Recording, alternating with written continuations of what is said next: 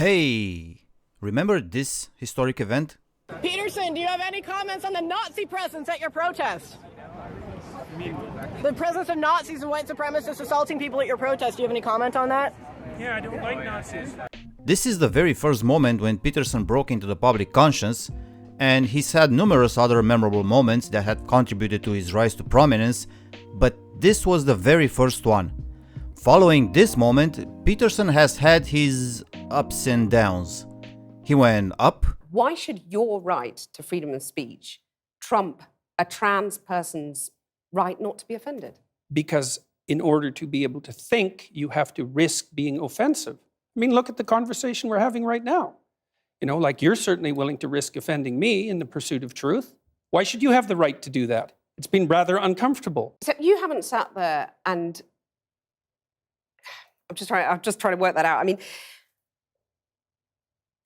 Ha, gotcha. You have got me. I mean, so that's my idea of the patriarchy, which is a system of male dominance of society. Yeah, but that's not my sense of the patriarchy. So what's yours? Well, in what sense is our society male-dominated? The fact that the vast majority of wealth is owned by men, the vast majority of capital is owned by men. A huge proportion of people who are seriously disaffected are men. Most people in prison are men. Most people who are on the street are men. Most victims of violent crime are men. Most people who commit suicide are men. Most people who die in wars are men. People who do worse in school are men. And so I think that the best way to regulate sexual behavior in general is to return to or to value long-term committed monogamous relationships. Yes. And that's basically the fundamental solution. And it has very little to do with Me Too, and I haven't commented much about Me Too in general. When you do, and when you have, there's a subtext which is a completely different message that you send to people. It sends signals that women are liars, that men's sexual behaviour isn't offensive, is never offensive, that it's a plot. Those messages are carried as subtexts. What evidence do you have that that's the sort of thing that I've put forward? I've said almost nothing about Me Too, except for the danger of believing the victim automatically, and that's obviously a danger. So I have nothing against the Me Too movement, apart from the fact that it has the proclivity to go too far. Okay. And he went down. What does it mean to believe in God? Well, okay, so in one of the stories that I cover in We Who Wrestle with God, which I only recently begun to take apart, say in the last 2 years, is the story of Abraham. And Dostoevsky knew this, not precisely the Abraham story, but the same reason. So he speaks in the voice of a cynical, nihilistic, and bitter bureaucrat who's been a failure. And one of the things he points out with regards to modern utopianism is that human beings are very strange creatures. It's the human proclivity to curse and complain. So you can think about his story as the archetypal story of the developing individual. Just to hopefully enlighten a bit more what you mean by God, do you think that if all humanity were to cease to exist, does God still exist? I don't think I know how to answer that. It's just, the situation is too hypothetical. I mean, I can take a crack at some of it, but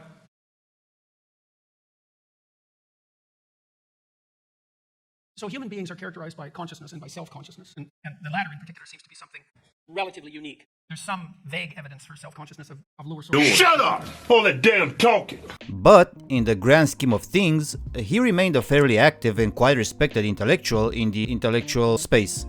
Well, all that took an abrupt turn recently, at least for me it did, as Peterson took on a discussion with Richard Dawkins, with Alex O'Connor as moderator. The setup already looks awkward, given that Dawkins isn't exactly known for his debating prowess or presence of mind. Immortal is rather just a poetic phrase.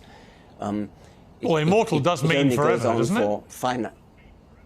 Yes, it does, but it was done in a spirit of poetic fancy. It doesn't mean literally. I mean, nothing's immortal because the universe is coming to an end. Are you suggesting that I shouldn't take anything you say in this book seriously, Mr. Dawkins? Oh, come on. You're being so sort of unreasonable. You know perfectly well that we're not immortal, but the world is not immortal. I didn't call it the immortal gene. You've got a whole chapter called The Immortal Gene. It wasn't my title. Okay, look. The thing is, you should read a book by more than its title only. You should read a chapter by more than its title only. the gene could not possibly be immortal because the sun is going to swallow the earth up in a few billion years' time. So Right. you know that. So nothing's immortal, obviously. So do you regret calling it the immortal gene with hindsight? Not at all. Would it be more appropriate to This is call sheer it the pedantry. non-immortal gene? The one that's going to stop when the sun burns us up? It would not have been an appropriate title for a chapter. It'd be more accurate. No? Today, Junior? It is not a constructive conversation. But I was interested in seeing how this plays out precisely because Dawkins and Peterson are such different minds. Dawkins is very well grounded, direct, and with a very simple, or better say, not complicated view of the world, while Peterson is the exact opposite. Peterson sees hidden meanings and universal truths and archetypes in even the most Insignificant! aspects of life. Also, why is it that when you sit down with Richard Dawkins, you find it difficult to have a conversation with each other? Well, I think it's partly because we don't know each other very well. And also, there are things he knows that I don't know. Yeah. And there are things I know that he doesn't know. Now, I would say in my defense that I'm more of the aware of the things he knows that I don't know than he is of the things I know that he doesn't know. Right? oh yeah, that too. So yeah, this one seemed intriguing to me, and it was pretty much what I expected, except for that one moment that I actually didn't see coming. It's that moment that made me make this video and call it the way I did. This moment I'm talking about will prove that Jordan Peterson is an intellectual fraud. Not in the sense that he's stupid or ignorant and trying to hide that, because I don't think Peterson is stupid. He's actually very smart and capable. So when I say he's a fraud, I mean that he's willingly deceiving his audience and posing as something he's not. He knows what he's doing. I know what he's doing. And starting today, you'll know too. But before we get to that revelation, let's first touch on several interesting points during the conversation. You're obsessed with Cain because Cain is symbolic of evil. All the evil in the world, you more or less blame Cain for. Do you believe Cain existed? I think the pattern that Cain represents is an eternal pattern. And so yes, it's a that's higher different. level of existence.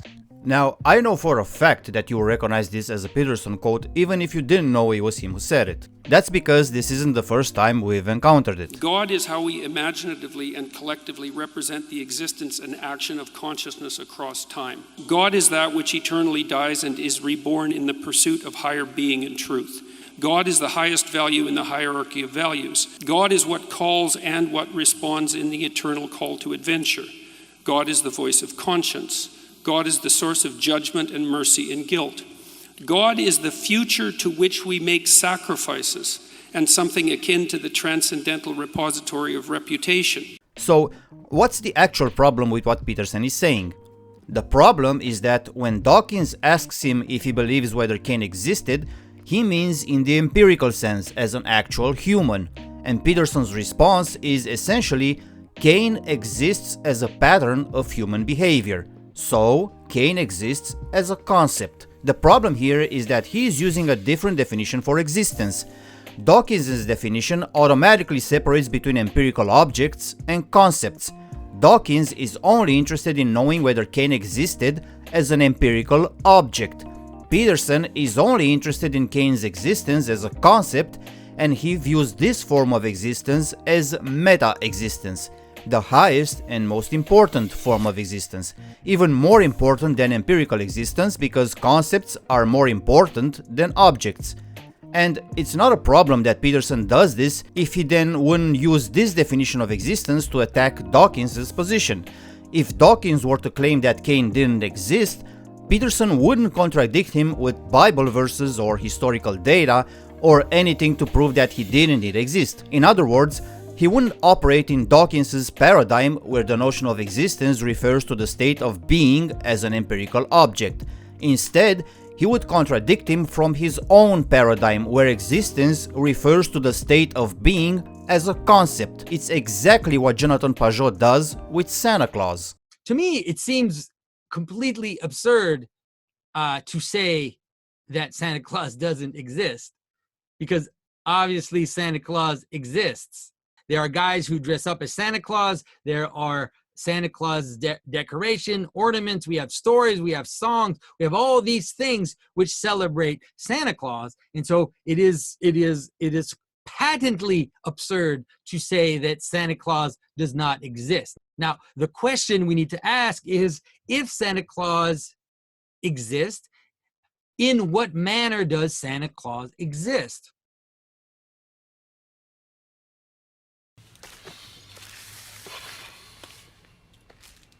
Continue the joke. There are things that exist that are not at the level of my coffee cup, that are not at the level of my pencil, or at the level of a rock, or at the level of a concrete, thing that you can hold in your hands and say, this is it.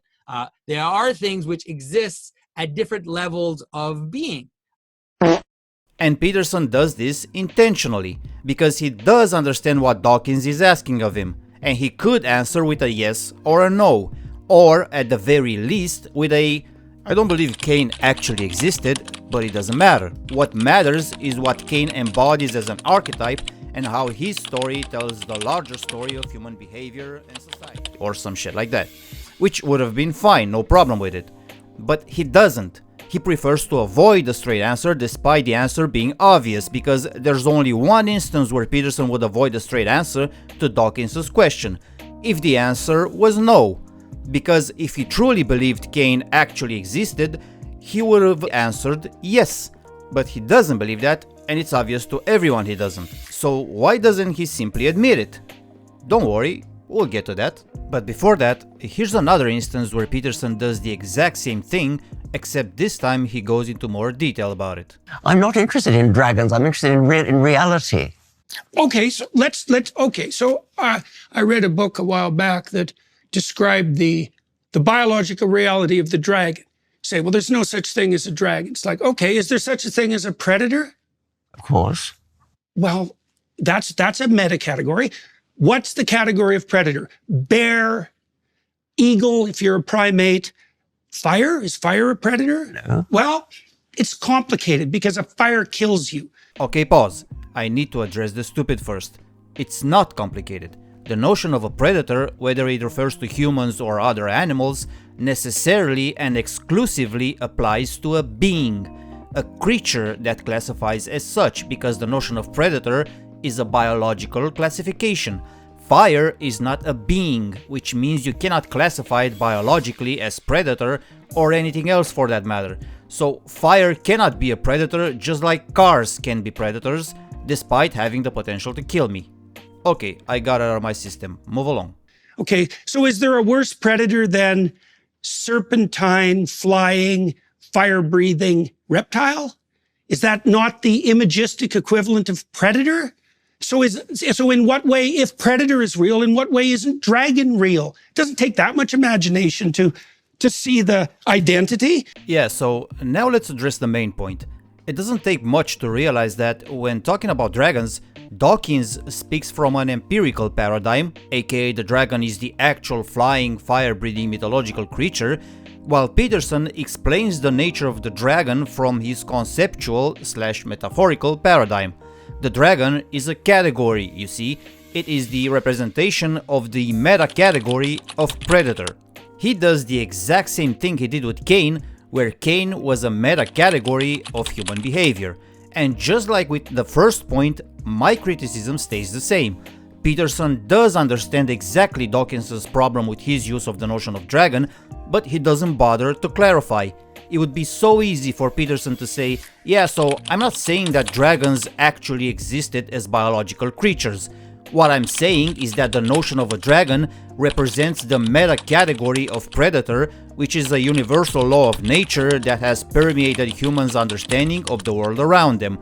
So, the dragon is a concept. But just like with Cain, he refuses to do so. Why?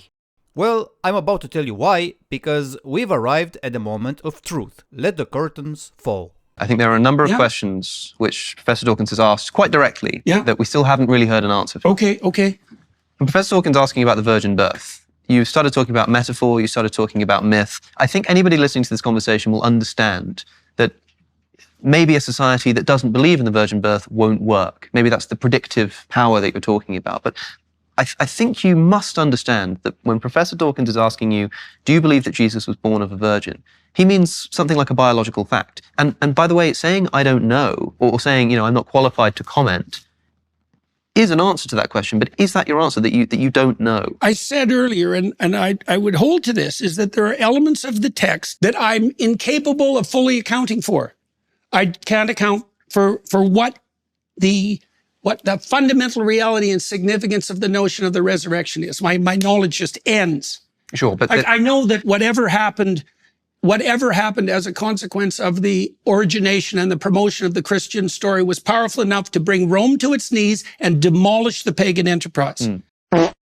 That's the best I could do. Stick to the virgin birth. Yes. Yeah. And, well, the virgin birth results from a mistranslation of Isaiah. You know that. Like these sorts of questions, what would you say? They don't strike me as, they're not getting to the point. I know the story has a purpose. But we talked about the oppression of women, for example. It's like, how do you make a case on purely factual grounds that women should be treated as equals? It's a moral question, and I know that's exactly. And I was dealing with a factual question, which is, did Jesus have a father? And you won't answer it. Well, Jesus had an earthly father and a heavenly father, like almost all mythological heroes. So he wasn't born of a virgin then? So you're saying that Jesus was not born of a virgin? I said, first of all, that I don't know how to mediate the fact-value dichotomy in that case. I said the same thing about the resurrection. It's not a value, it's a simple fact. I mean, did a man have intercourse with Mary and produce Jesus? That's a factual question.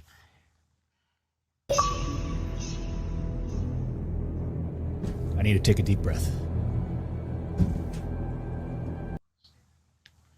It's not a value question. You must understand what you're being asked here. Professor Dawkins is interested in scientific truth. And even if you think it's irrelevant to the point of what the gospel authors were getting at, that first needs to be clarified before you can then begin actually uncovering what the stories are about. So I think Professor Dawkins is asking from a scientific perspective. And maybe you think that scientific approach is wrong. But if you just take it for a moment, maybe this is how we find out that it is wrong. Let's take a scientific approach. Ask the question, did this occur? I think that it's inappropriate to use a question like that to attempt to undermine the validity of the entire deep mythological enterprise. And there we have it, folks. Peterson wiggled and squirmed like a slippery eel, but Dawkins and Alex held his feet to the fire and forced him to finally explain himself honestly. And Peterson's justification for refusing to answer empirical questions like these clearly is because he thinks that denying or casting a shade on their historical and empirical validity would erase any cultural value that they might carry. He's afraid that by answering honestly to "Do you believe God exists?" from an empirical perspective, where God is a literal divine entity, he would undermine the entire ethos that we associate with the Christian religion, the entire value system. Oh, you don't believe God even exists? Well, if God doesn't exist, why would we take any religious value seriously? And if you couldn't tell, this tells us something else about Peterson. That he doesn't indeed believe that God exists. He doesn't believe that Jesus was the actual Son of God. He doesn't believe in the virgin birth. Not that he believes that these are false, simple stories, but rather that he's not convinced that they're real. If he did believe that they were real, he would undoubtedly state that clearly every chance he got. He would answer an unambiguous yes to each of those questions. And we know that that's the case because, like I said, Peterson sees an intricate relation between the empirical nature of those events and their ethos, the cultural values that they transmit, the universality and applicability of their stories. So naturally, Peterson would jump to assert their empirical truth if that's what he believed. But he doesn't do that. Instead, he avoids a straight answer, and now we know why. Because on the one hand, he doesn't believe, and on the other because he fears that admitting he doesn't believe would invalidate those stories' cultural value.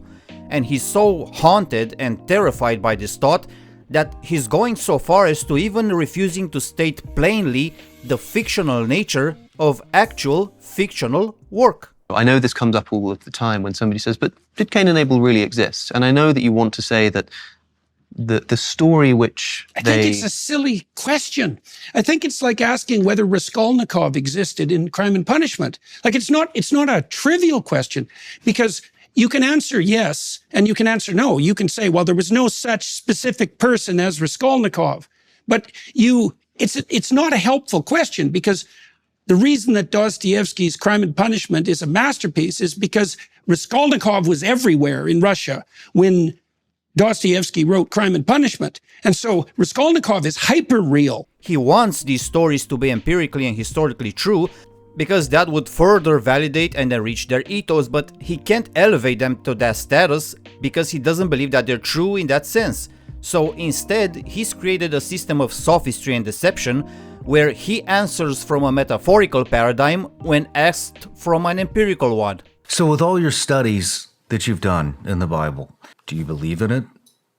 Do I believe that the truth sets you free? Absolutely. It isn't that I believe it even. I know it's true. Do I believe that Christ is the way and the life and that no one comes to the Father but through him? Sure. The thing about God is that God isn't something you believe in. This is the thing. Or you could say that the way we conceptualize belief in the modern world is shallow. To believe in God is to commit your life. That's what the belief is. It isn't the statement, I believe in God. People say all the time that they're Christians. I'm a believing Christian. It's like, that's hard there, buddy. Right? Really? You're going to commit to that, are you? So here's what you're committing to. Painful, unjust death, accompanied by betrayal, the perfidy of the mob. He does this because this type of confusing language alters the perception of the audience who isn't aware of his tricks. So when they hear stuff like this, they take it literally, as in, oh, okay, so Peterson does believe that the Bible is true, which adds even more legitimacy to their belief and makes them even more prone to embrace the ethos and the values that the Bible transmits, which is exactly what Peterson wants. And it's irrelevant to him that he achieves this goal via deception.